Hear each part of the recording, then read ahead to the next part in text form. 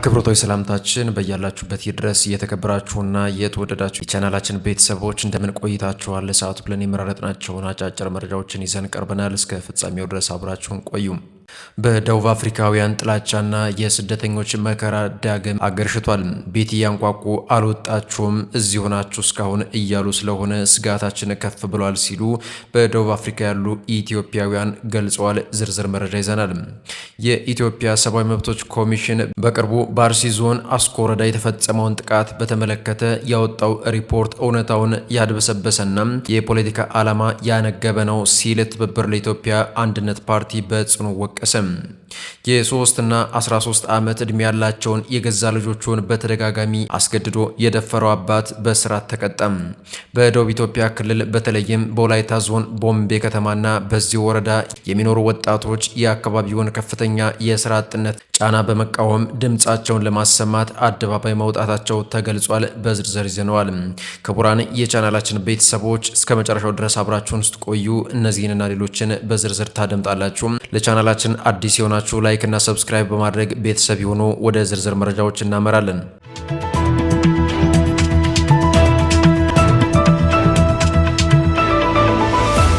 በደቡብ አፍሪካ የአፍሪካውያን ጥላቻና የስደተኞች መከራ ዳግም አገረሸም።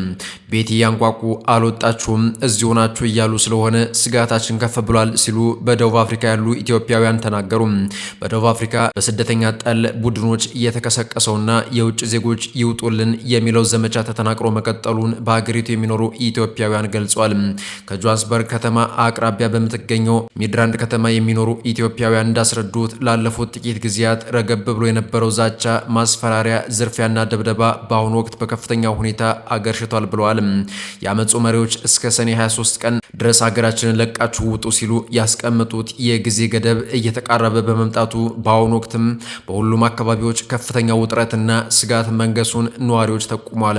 በተለይም በአንዳንድ አካባቢዎች የጥቃቱ አራማጅ ቡድኖች ቤት ለቤት እየዞሩና እያንኳኩ አልወጣችሁም፣ እዚሁ ናችሁ እያሉ በማስፈራራት ላይ በመሆናቸው በሀገሪቱ የሚኖሩ የውጭ ዜጎች ስጋት ከመቼውም ጊዜ በላይ ከፍ ማለቱን አስረድተዋል።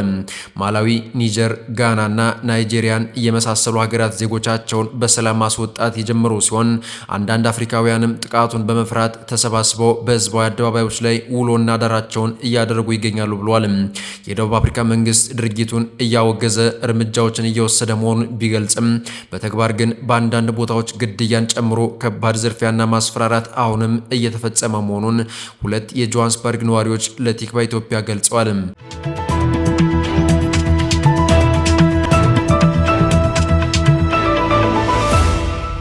የ3 እና የ13 ዓመት ዕድሜ ያላቸውን የገዛ ልጆቹን በተደጋጋሚ አስገድዶ የደፈረው አባት በእስራት ተቀጣም።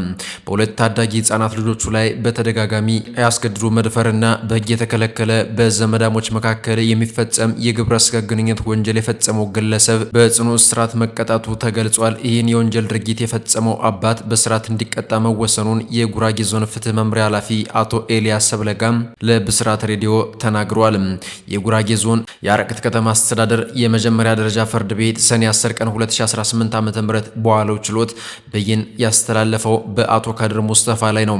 ተከሳሹ በ2017 እና በ2018 ዓመት በተለያዩ ቀናት በስልጤ ዞን ወራቤ ከተማ እንዲሁም በአረቅት ከተማ አስተዳደር ልዩ ስሙ ሰላም መንደር በሚገኘው መኖሪያ ቤቱ ውስጥ በሚያሳድጋቸው ህጻናት ልጆቹ ላይ ድርጊቱን ፈጽሟል።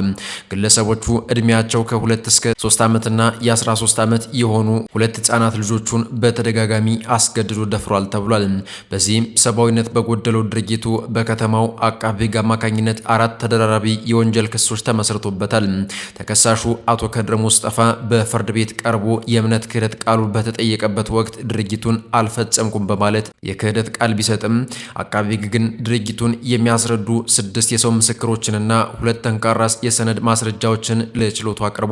ከቀረቡት የሰነድ ማስረጃዎች መካከል ከወልቂጤ ዩኒቨርሲቲ ስፔሻላይዝድ ሆስፒታል የተሰጠ የሰጠ የሕክምና ማረጋገጫና የተበዳይ ህጻናትን እድሜ የሚገልጽ ሰነድ እንደሚገኙበት ታውቋል። ችሎቱ የቀረቡበትን የአቃቤ ሕግ ማስረጃዎች ከመረመረ በኋላ ተከሳሹ ራሱ እንዲከላከል ብይን የሰጠ ቢሆንም ተከሳሹ ግን የመከላከያ ምስክር የለኝም በማለቱ ፍርድ ቤቱ በአራቱም ክሶች ላይ የጥፋተኝነት ውሳኔ አስተላልፎበታል። የአረቅት ከተማ አስተዳደር መጀመሪያ ደረጃ ፍርድ ቤት የፌዴራል ጠቅላይ ፍርድ ቤት ባወጣው የቅጣት አወሳሰን መመሪያ መሰረት የቅጣት ማክበጃና ማቅለያ ሀሳቦች መዝኖ ተከሳሹ በ22 ዓመት ጽኑ እስራት እንዲቀጣ መወሰኑን አቶ ኤልያስ ሰብለጋ ጨምረው ለብስራት ሬዲዮ ተናግረዋል።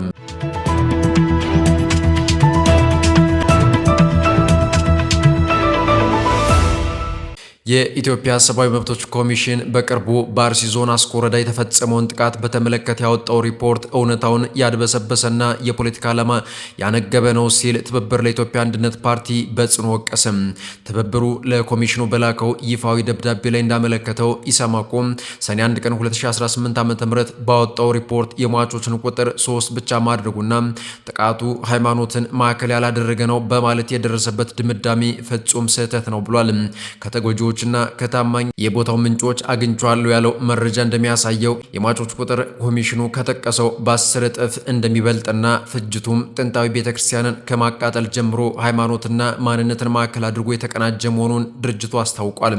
ኮሚሽኑ ለፍጅቱ ተጠያቂው ኦነግ ሸኔ መሆኑን በፍጥነት ደምድሞ ማለፉ በአካባቢው የመንግስት መዋቅር እጅ አለበት የሚለውን የሰለባዎች ተደጋጋሚ ቅሬታ ሆን ብሎ ወደ ጎን የተወ አስመስሎታል ብሏል። ይህ አይነቱ አካሄድም በአርሲ ዞን ለሚፈጸመው የተቀናጀ ዘር ፍጅት በርካታ አካላት የሚሳተፉበት መሆኑ እየታወቀ እውነታውን ለመሸፈን የተደረገ ጥረት ነው ሲልም ትብብሩ ከሷል። ድርጅቱ አክሎም ኮሚሽኑ ቀደም ሲል በሀገር ውስጥ የሚፈጸሙ ግፎችን ከቦታው በመረጃና ማስረጃ አስደግፎ በማቅረብ ረገድ ያሳየ የነበረው ትጋት አሁን ላይ እየቀነሰ መምጣቱንና እንደ አስኮ ወረዳ ያሉ ሪፖርቶችም ህዝብ በኮሚሽኑ ላይ ያለው እምነት እንዲሸረሸር እያደረጉት እንደሚገኝ ገልጿል።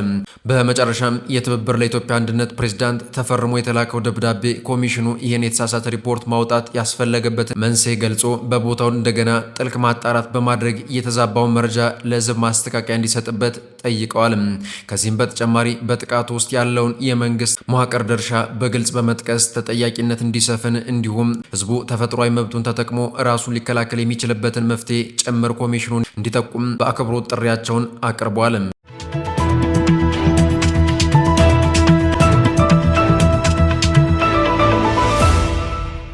በደቡብ ኢትዮጵያ ክልል በተለይም በወላይታ ዞን ቦምቤ ከተማና በዚሁ ወረዳ የሚኖሩ ወጣቶች የአካባቢውን ከፍተኛ የስራ አጥነት ጫና በመቃወም ድምጻቸውን ለማሰማት አደባባይ መውጣታቸው ታውቋል።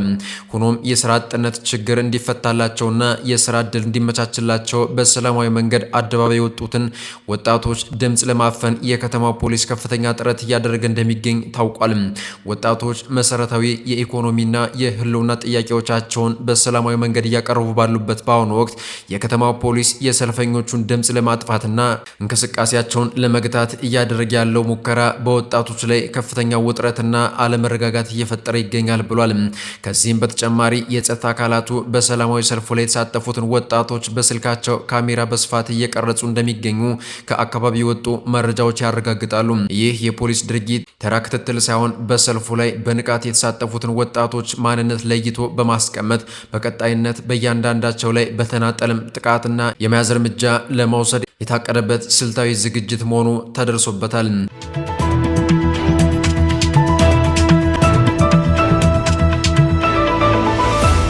ወደ ካናዳ የስራ ስምሪት ተጀምሯል የሚሉ ማስታወቂያዎች ሐሰተኛ መረጃዎች ናቸው ተባለ።